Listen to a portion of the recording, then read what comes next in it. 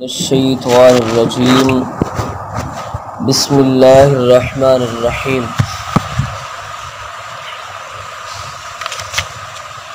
سبح اسم ربک الاعلی الذی خلق فسوى والذی قدر فہدی۔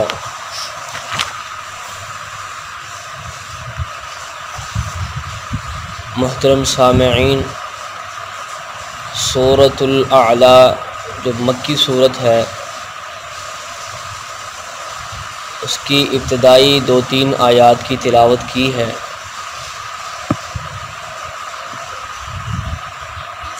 سیدنا برا بن عازب رضی اللہ تعالی عنہ بیان کرتے ہیں کہ اصحاب رسول اللہ صلی اللہ علیہ وآلہ وسلم میں سے سب سے پہلے ہمارے پاس مصعب بن عمیر، عبداللہ ابن مکتوم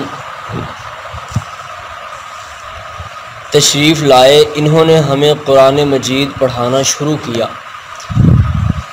پھر حضرت عمار، حضرت بلال اور حضرت سعد رضی اللہ تعالی عنہم آئے، اور اس کے بعد پھر حضرت عمر فاروق رضی اللہ تعالی عنہ آئے، اور عمر فاروق کے ساتھ تقریباً 20 ساتھی آئے۔ پھر اس کے بعد یعنی حضرت سیدنا برا بن عازب رضی اللہ تعالی عنہ مدینے میں موجود ہیں، اور فرماتے ہیں کہ مدینے میں جو ہمارے پاس صحابہ آئے، ساتھی نبی علیہ الصلوۃ والسلام کے آئے، ان کے نام گنا رہے ہیں۔ اور بالآخر فرماتے ہیں پھر رسول اللہ صلی اللہ علیہ وآلہ وسلم ہمارے پاس مکہ سے مدینہ ہجرت کر کے پہنچے، تو مدینہ کے لوگ کبھی اتنا خوش نہیں ہوئے تھے جتنا نبی مکرم صلی اللہ علیہ وسلم کی تشریف آوری پر مدینہ میں خوش ہوئے۔ حتیٰ کہ چھوٹی چھوٹی بچیاں جو مدینہ کی چھتوں پر، گھروں کی چھتوں پر چڑھ کے یہ ترانے پڑھنے لگیں کہ طلع البدر علینا، کہ ہم پر اللہ نے ایسے رحمت کی ہے کہ ہم پر ایک بدر 14ویں رات کا چاند طلوع ہوا ہے کہ جس نے ہمیں گمراہیوں سے نکال کر روشنی عطا فرمائی ہے اور ہدایت کے رستے پر چلایا ہے۔ اور حضرت سیدنا برا بن عازب رضی اللہ تعالی فرماتے ہیں جب آپ تشریف لائے، اور آپ سے پہلے جتنے ساتھی گنائے جب یہ تشریف لائے، تو اس وقت تک میں نے سورۃ اعلی، سبح اسم ربک الاعلی جیسی کئی چھوٹی چھوٹی صورتوں کو یاد کر لیا تھا، کئی چھوٹی چھوٹی صورتوں کو یاد کر لیا تھا۔ بخاری شریف کتاب التفسیر میں یہ روایت موجود ہے۔ مقصد بیان کرنے کا ان کا یہ ہے کہ ان صورتوں کی بڑی فضیلت ہے، ان کو یاد کرنا چاہیے، کم از کم ان کو زبانی یاد کرنا چاہیے۔ یہ سیدنا برا بن عازب رضی اللہ تعالی فرماتے ہیں۔ سیدنا جابر بن عبداللہ رضی اللہ تعالیٰ بیان کرتے ہیں کہ رسول مکرم صلی اللہ علیہ وآلہ وسلم کے پاس قرات لمبی کرنے کی شکایت حضرت معاذ کی طرف سے آئی۔ حضرت معاذ کی شکایت کسی نے قرات لمبی کرنے کی لگائی کہ معاذ جو ہے وہ ہمیں لمبی قرات کے ساتھ نماز پڑھاتا ہے، اور ہم جو دیہاتی آدمی ہیں سارا دن کام کر کر کے تھکے ہوتے ہیں، تو یہ جب ہم عشاء کی یا فجر کی نماز پڑھنے لگتے ہیں تو معاذ لمبی قراتیں شروع کر دیتے ہیں۔ تو نبی مکرم صلی اللہ علیہ وسلم نے سیدنا معاذ کو اپنے پاس بلا فرمایا، معاذ تو کیوں فتنہ پھیلانا چاہتا ہے؟ تو کیوں فتنہ پھیلانا چاہتا ہے؟ یہ ایک فتنہ ہے، اگر کسی بندے کی مطلب کہ طاقت کے سے بڑھ کر اگر اس پر بوجھ ڈالا جائے، طاقت سے بڑھ کر، تو یہ دین اسلام نے اس کی جو ہے اجازت نہیں دی۔ الغرض لیکن ایک بات ضرور ہے کہ رمضان المبارک اس سے مستثنا ہے، رمضان المبارک اس سے مستثنا ہے، کیونکہ رمضان المبارک میں لمبی لمبی قراتوں کے ساتھ صحابہ سے اور نبی مکرم صلی اللہ علیہ وسلم سے نمازیں موجود ہیں۔ آپ نے پڑھائی ہیں، صحابہ نے پڑھائی ہیں، بے شک آپ نے 3 دن ہی پڑھائی ہیں، اس کے بعد صحابہ نے متواتر ساری زندگی پڑھی ہے، اور حضرت عمر کے دور میں اس کی باقاعدہ جماعت کا بھی اہتمام ہوا ہے۔ تو رمضان المبارک اس سے مستثنا ہے، یعنی وہ ایک علیحدہ مسئلہ ہے، اس میں لمبی قرات کرنا کوئی فتنہ نہیں ہے، کیونکہ اس میں تو سارا قرآن بھی پڑھا جاتا ہے، اور سارا قرآن جو ہے اس کو دہرانا، ایک مرتبہ سنانا، یہ اچھی بات ہے۔ اللہ اکبر۔ تو نبی مکرم صلی اللہ علیہ وسلم فرماتے ہیں اے معاذ تو کیوں نہیں سبح اسم ربک الاعلی والشمس وضحاها اور واللیل اذا یغشاها واللیل اذا یغشا، اس طرح کی صورتیں کیوں نہیں پڑھ کے نماز پڑھاتا؟ یعنی یہ چھوٹی معتدل صورتیں، نہ بہت زیادہ لمبی اور نہ بہت زیادہ چھوٹی۔ اللہ اکبر۔ اگلی بات،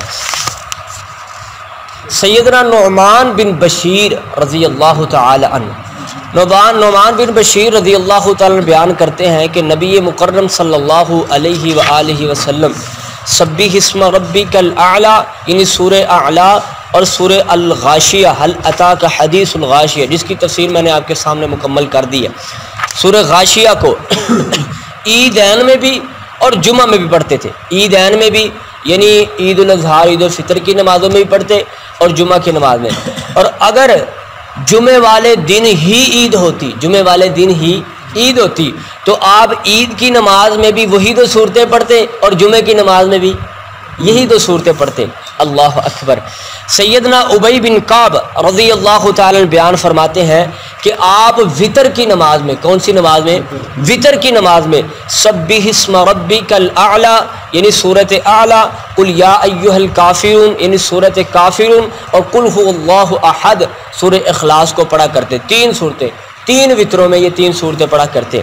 اب بلا تاخیر سورۃ اعلیٰ کی تفسیر کو شروع کرتے ہیں جو مکی صورت ہے۔ سبح اسم ربک الاعلی، اللہ فرماتے ہیں اپنے رب کے نام کی تسبیح کر جو سب سے بلند ہے، اپنے رب کے نام کی تسبیح کر جو سب سے بلند ہے۔ اللہ اکبر۔ تسبیح کرنے کے لیے، کسی کی تسبیح کرنے کے لیے سب سے بڑی شرط یہ ہے کہ جس کی آپ تسبیح کر رہے ہیں وہ پوری کائنات سے بلند ہو، وہ پوری کائنات سے بلند ہو۔ اگر کائنات میں رب کے علاوہ کوئی اور موجود ہے کہ وہ پوری کائنات سے بلند ہو تو آپ اس کی تسبیح کیجئے، کوئی ہے؟ نہیں ہے۔ کسی کی تسبیح کرنے کے لیے، کسی کی حمد کرنے کے لیے، کسی کی تعریف کرنے کے لیے، وہ تعریف جو رب کو لائق ہے، وہ تعریف جو اللہ کو لائق ہے، وہ کسی کے لیے کرنے کے لیے سب سے بڑی شرط یہ ہے کہ وہ سب سے زیادہ بلند ہو۔ میرے اللہ کے علاوہ کوئی سب سے زیادہ بلند ہے ہی نہیں، اسی لیے تعریف بھی میرے اللہ کی ہے، تسبیح بھی میرے اللہ کی ہے، تمہید بھی میرے اللہ کی ہے، تکبیر بھی اللہ کی ہے، تمجید بھی اللہ کی ہے۔ اللہ اکبر۔ نبی مکرم صلی اللہ علیہ وآلہ وسلم کے سینہ اطہر پر جب قرآن مقدس کی ان صورتوں کو اللہ نے نازل فرمایا، سیدنا عقبہ بن عامر الجہنی رضی اللہ تعالیٰ عنہ بیان کرتے ہیں کہ جب یہ صورت نازل ہوئی سبح اسم ربک العظیم، سبح اسم ربک العظیم، جب یہ صورت نازل ہوئی تو میرے آقا علیہ السلام فرماتے ہیں اے میرے ساتھیو تم اس صورت کو اپنے رکوع میں پڑھا کرو۔ اس صورت کو اپنے رکوع کی تسبیح کیا ہے؟ سبحان ربی العظیم، سبحان ربی العظیم۔ تم اس صورت کو یعنی اس کی ابتدائی آیت کو تم اپنے رکوع میں پڑھا کرو۔ تو پھر صحابہ نے پڑھنا شروع کر دیا سبحان ربی العظیم، سبحان ربی العظیم، رکوع میں پڑھا کرو۔ اور اس کے بعد جب سبح اسم ربک الاعلی کا نزول ہوا تو اللہ کے نبی صلی اللہ علیہ وسلم فرمایا تم اس سورت کو اپنے سجدے میں پڑھا کرو۔ سجدے کی تسبیح کیا ہے؟ سبحان ربی الاعلی، سبحان ربی الاعلی۔ اللہ اکبر۔ یہ روایت ابو داود کتاب الصلاۃ میں موجود ہے۔ اگلی بات، اللہ مالک الملک فرماتے ہیں سبح اسم ربک الاعلی، اے میرے محبوب پیغمبر جناب محمد الرسول اللہ صلی اللہ علیہ وسلم اپنے اس رب کی تسبیح کر جو سب سے بلند ہے، جو سب سے بلند ہے۔ اللہ اکبر۔ الذی خلق فسوی، الذی خلق فسوی، اس کے بلند ہونے کا ایک اور بھی، بلند ہونے کی ایک اور دلیل کیا ہے؟ الذی خلق، وہ اللہ جس نے پیدا کیا ہے، فسوی پھر برابر بنایا ہے، پھر کیا کیا ہے؟ برابر بنایا ہے، درست کیا ہے۔ صرف پیدا کرنا بڑی بات نہیں ہے، اس کو درست کرنا بڑی بات ہے، درست کرنا بڑی بات ہے۔ اس کو اصل جگہ پہ، اس کے ہر عضو کو، ہر پرزے کو اصل جگہ پہ لگانا اور برابر کرنا کہ بناوٹ پھر خوبصورت بھی لگے، یہ سب سے بڑی بات ہے۔ بنا دینا بڑی بات نہیں ہے، بنانے کے بعد اسے وہ اچھا بھی لگے، وہ خوبصورت بھی لگے، یہ سب سے بڑی بات ہے۔ الذی خلق فسوی، وہ اللہ جس نے پیدا کیا پھر درست بنایا، اسی طرح اللہ مالک الملک نے قرآن مقدس کے دوسرے مقام پر فرمایا یا ایھا الناس اللہ مالک الملک فرماتے ہیں کہ آقا اے کائنات کے لوگوں، کون سی چیز ہے کہ جس نے تمہیں اپنے رب کے بارے میں شک میں ڈالا ہے کہ جس اللہ نے تمہیں پیدا کیا پھر اس نے برابر بنایا، پھر اس نے بہترین بنایا۔ اسی طرح قرآن مقدس کے تیسرے مقام پر اللہ مالک الملک نے جس کا ترجمہ ہے کہ اللہ فرماتے ہیں وہی اللہ ہے جس نے تمہیں تمہارے ماں کے پیٹوں سے باہر نکالا، اس وقت لا تعلمون شیئا، تم کچھ نہیں جانتے تھے، پھر اللہ نے تمہارے کانوں کو بنایا، پھر اللہ نے تمہاری آنکھوں کو بنایا، اللہ نے تمہیں سماعت دی، تمہیں بصارت دی۔ یہ چاہے ساری چیزیں کان اور آنکھیں یہ سارا کچھ ماں کے پیٹ میں ہی بن جاتا ہے، لیکن اس میں وہ قوت نہیں ہوتی سننے والی، اور اس میں وہ قوت نہیں ہوتی دیکھنے والی جب وہ ماں کے پیٹ سے باہر آتا ہے۔ تو اللہ فرماتے ہیں لا تعلمون شیئا، جب تمہیں ماں کے پیٹ سے باہر نکالا جاتا ہے تم کچھ نہیں جانتے ہوتے، دنیا کی رونقیں کیا ہیں، دنیا کی نعمتیں کیا ہیں، تیرا باپ کون ہے، تیری ماں کون ہے، رشتہ داری کیا ہوتی ہے، دنیا کے کاروبار کیا ہے، دنیا کی آسائشوں نعمتوں راحتوں کا کیا کیا ان کے لطف ہیں اور کیا کیا چیزیں ہیں، یہ ساری اللہ فرماتے ہیں لا تعلمون شیئا۔ پھر فجعل لکم السمع والابصار والافئدہ، پھر ہم نے تمہیں آنکھیں دی، ہم نے تمہیں کان دیے۔ کیا مطلب ہے؟ آنکھیں کان تو پہلے ہی تھے جب دنیا میں آیا ہے، یعنی پھر حقیقت میں ہم نے تمہیں بصارت دی، حقیقت میں ہم نے قوت سماعت دی، پھر ہم نے تمہیں دل دیا جس دل کے ساتھ تم فیصلے کرتے ہو، سوچتے ہو، سمجھتے ہو۔ اللہ اکبر۔ اللہ فرماتے ہیں والذی قدر فہدی، پھر وہ اللہ جس نے تجھے اندازے کے ساتھ ٹھہرایا، اندازے کے ساتھ ٹھہرایا، اللہ نے برابر بنایا۔ جس طرح سورۃ اقرا بسم ربک الاعلی میں اللہ فرماتے ہیں الذی خلق فسوی، اللہ مالک الملک فرماتے ہیں اے میرے محبوب پیغمبر جناب محمد الرسول اللہ صلی اللہ علیہ وسلم کائنات کے لوگوں کو یہ اعلان کیجیے اقرا بسم ربک الذی خلق، اس رب کے نام سے پڑھو جس نے پیدا کیا ہے، جس نے پیدا کیا ہے۔ اللہ اکبر۔ اس رب نے اب بندے کو اس بات کا علم دیا ہے جو وہ نہیں جانتا تھا، جو وہ نہیں جانتا تھا، قلم کے ساتھ علم عطا فرمایا۔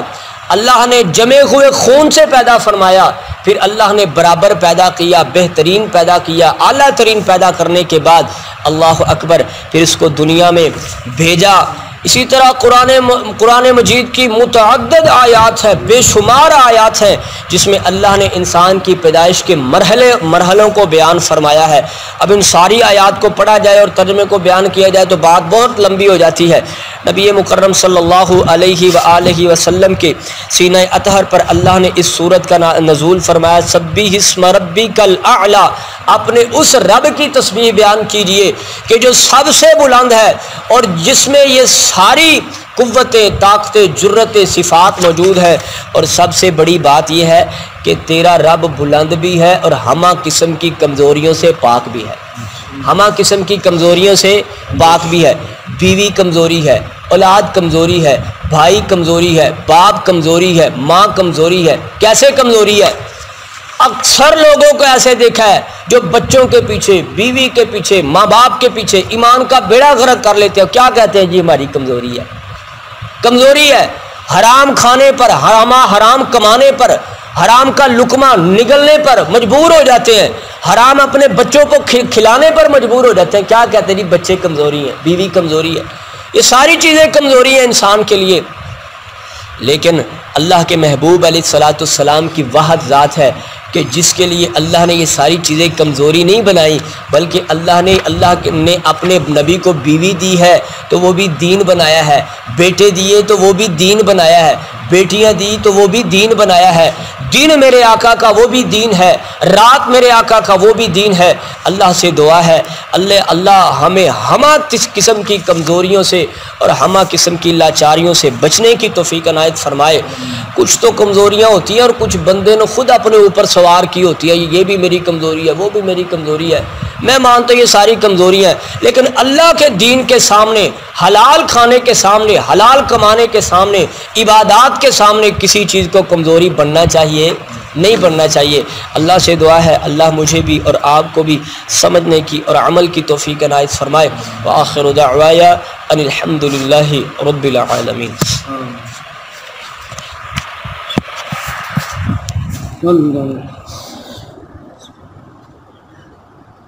چلو